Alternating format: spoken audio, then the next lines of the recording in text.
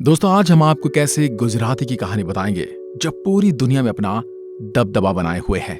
हम बात कर रहे हैं भारत के मशहूर बिजनेसमैन गौतम अडानी के। दोस्तों, एक ऐसा वक्त भी था जब एशिया के सबसे अमीर आदमी ने आर्थिक तंगी के कारण अपनी नौकरी छोड़ दी थी। आज यह शख्स एयरपोर्ट से लेकर बंदरगाह और कोयले से पैसे कमा रहा है, लेकिन आज भी बहुत सारे लोग गौतम अडानी के बारे में ज्यादा नहीं जानते। आगे बढ़ने से पहले आप हमारे चैनल फैक्ट लेन को सब्सक्राइब करें और साथ ही दिए गए बेल आइकन दबाएं ताकि हर वीडियो का नोटिफिकेशन आप तक पहुंचता रहे।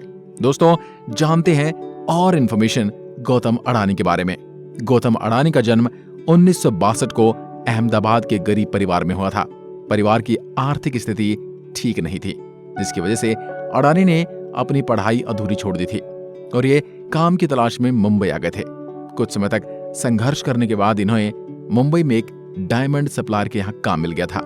3 सालों के बाद जब अडानी को समझ आया कि पैसा बनाने के लिए क्या करना चाहिए, तो इन्होंने अपनी नौकरी छोड़ दी और अपना काम शुरू कर दिया।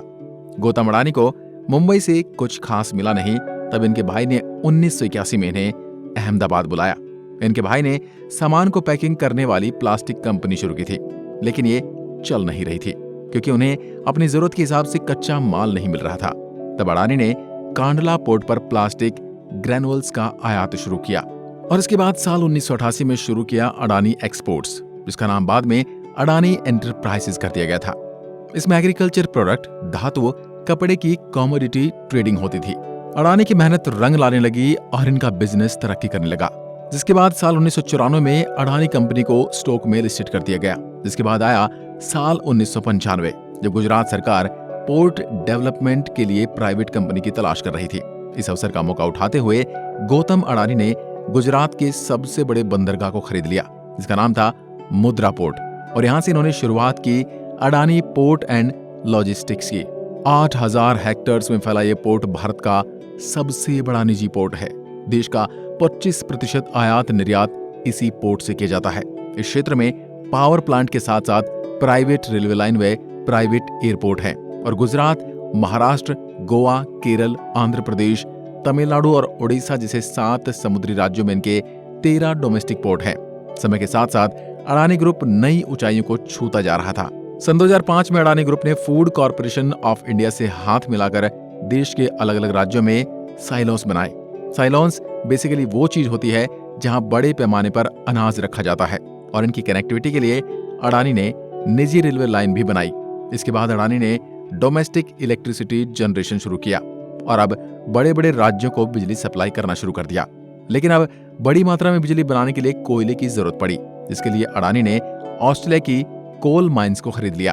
फॉर्च्यून इंडियाज मैगजीन के अनुसार 2010 में अडानी ने लेक एनर्जी से 12,147 करोड़ में कोयले की खदान खरीदी थी। इस खदान में 7.8 बिलियन टन की एक खनिज भंडार है, जो लगभग हर साल 60 मिलियन टन तक कोयला पैदा कर सकती है। इसी तरह इंफ्रास्ट्रक्चर की कमी से इंडोनेशिया में मौजूद तेल, गैस और कोयले के लिए अडानी ने अपने साउथ जुमात्रा से कोयले के लिए $1.5 अरब के निवेश की घोषणा की। जुमात्रा आइलैंड से कोयला निकालने के लिए 250 किलोमीटर की रेलवे लाइन बिछाई। इसके बाद अडानी ग्रुप और बड़ा होता गया और उन्होंने नेचुरल गैस के क्षेत्र में भी अपने बिजनेस को बढ़ाया।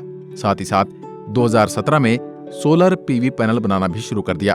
बंदरगाह और निजी रेलवे के साथ साथ अडानी ग्रुप ने एयरपोर्ट की तरफ भी उड़ान भरी और 2019 में अहमदाबाद, लखनऊ, मंगलूर, जयपुर, गुवाहाटी और तिरुवनंतपुरम जैसे 6 हवाई अड्डों की डेवलपमेंट और ऑर्गेनाइजेशन की जिम्मेदारी उठाई। अगले 50 साल तक इन हवाई अड्डों की डेवलपमेंट मैनेजमेंट संभालेगा। दोस्तों, अब हम आपको बताते हैं कि अडानी ने अब वो मुकाम हासिल कर लिया है जो आज तक कोई भी भारतीय नहीं कर पाया। गौतम अडानी 148.5 बिलियन डॉलर के साथ एशिया के सबसे अमीर आदमी बन चुके हैं। अब हम आपको बताते हैं कि इनके जीवन की कुछ खास बातें जिन्हें जानकर आप भी हैरान हो जाएंगे।